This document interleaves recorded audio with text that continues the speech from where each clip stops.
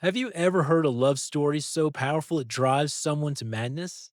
A tale that has echoed through centuries, across deserts and dynasties, inspiring countless poems, songs, and works of art. Today, we're diving deep into one of the most heart wrenching and iconic love stories ever told, the story of Layla and Majnun.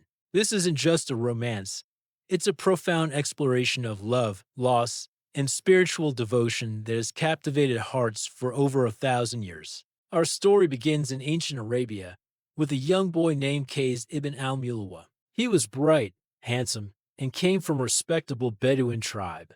In his youth, he met a girl named Layla bint Mahdi. She was, by all accounts, breathtakingly beautiful, with dark, captivating eyes. They met at school, the maktab, and it was there that an innocent childhood friendship blossomed into a deep, all consuming love. They were inseparable, their connection so pure and intense that it seemed destined by the stars. Kays would write beautiful poems for Layla, praising her beauty and declaring his undying affection. He wasn't shy about it. He recited his poetry for everyone to hear, and soon, their love became the talk of the town. But as they grew older, the very thing that made their love so beautiful, its public nature, became its greatest obstacle. In the conservative society of their time, a man publicly declaring his love for a woman before marriage was a scandal. It brought shame upon her family's honor. Gay's passionate poetry, meant as a tribute, was seen as a transgression. His open adoration made it impossible for Layla's father to approve of their union. The more Kay sang of his love for Layla, the more he inadvertently sealed their fate. The world saw his passion not as devotion, but as a sign of instability, of obsession. And so, they began to call him Majnun, which means madman or possessed by a jinn. When Majnun, full of hope, formally asked for Layla's hand in marriage, her father flatly refused. He couldn't give his daughter to a man the world called mad, a man who had already tarnished her reputation with his public declarations. This refusal was the blow that shattered Majnun's world. Heartbroken and rejected, he couldn't bear to stay in a society that had denied him his only happiness. He fled his home, his tribe, and everything he had ever known, and wandered into the harsh, unforgiving wilderness. In the solitude of the desert, Majnun's love for Layla didn't fade, it transformed. It became his entire existence. He lived among the wild animals, who, sensing the purity of his heart, became his companions. His clothes turned to rags, his body grew gaunt, but his spirit burned brighter than ever with the flame of his love. He spent his days and nights composing poetry for Layla, verses so beautiful and poignant they could make the desert stones weep.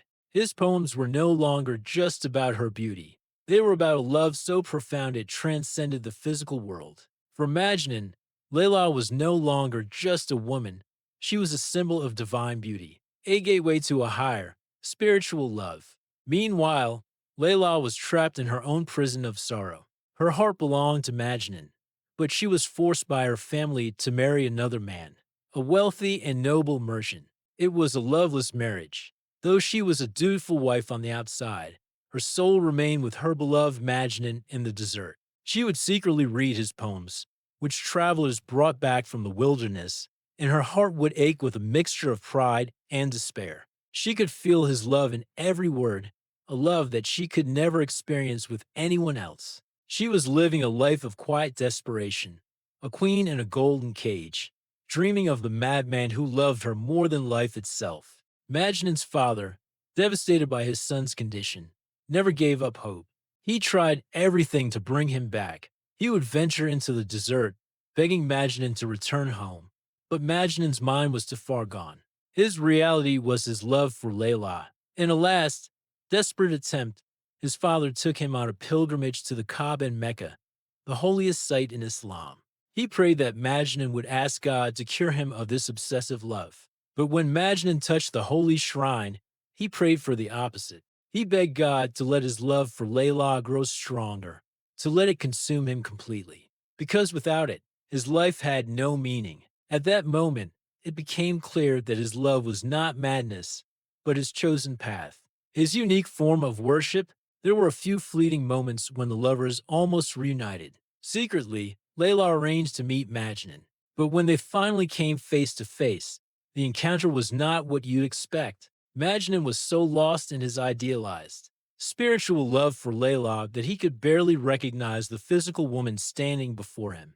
He had spent so long worshipping her essence, her image in his mind, that the real Layla was almost a stranger. He fainted at the sight of her, overwhelmed by the intensity of the moment. For Layla, this was another heartbreak. She realized that the Majnun she knew was gone, replaced by a holy ascetic who loved an idea of her more than the woman herself. They were two souls reaching for each other across an impossible chasm.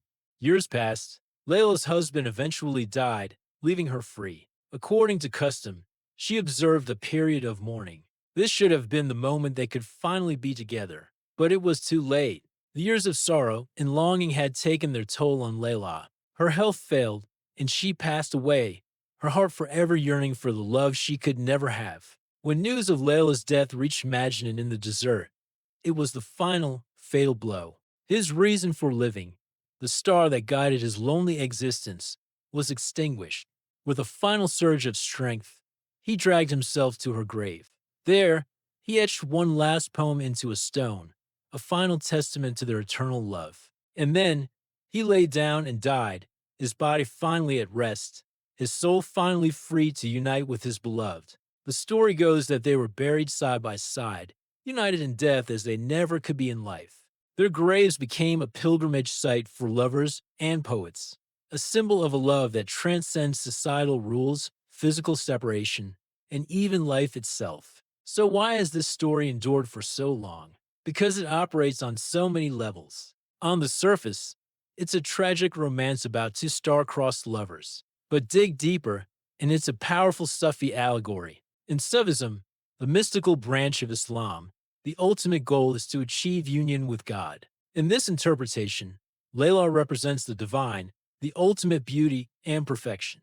Majnun is the seeker, the devoted soul who renounces the material world and endures immense suffering. In his quest for spiritual union, his madness is not insanity, but a complete and total annihilation of the self in the love of the divine. His journey through the desert mirrors the mystic's journey through the wilderness of the soul. The story of Layla and Majnun teaches us that true love is not about possession or societal approval. It's about devotion, sacrifice, and the transformation of the self. It's a love that sees the beloved not just as a person, but as a reflection of something greater, something divine. Majnun's love was so powerful it turned him from a poet into a saint, from a lover into a legend. This story is a timeless reminder of the power of love to elevate the human spirit, even in the face of unbearable tragedy. It challenges our own ideas of love, sanity, and devotion, asking us what we would be willing to sacrifice for what we hold most dear. Thank you so much for joining me on this journey into one of history's most epic love stories. If you found this story as moving as I do, please hit that like button and subscribe for more tales from history and mythology. Let me know in the comments what you think. Is it a story of madness or the ultimate story of devotion? I'd love to hear your thoughts. Until next time, stay curious.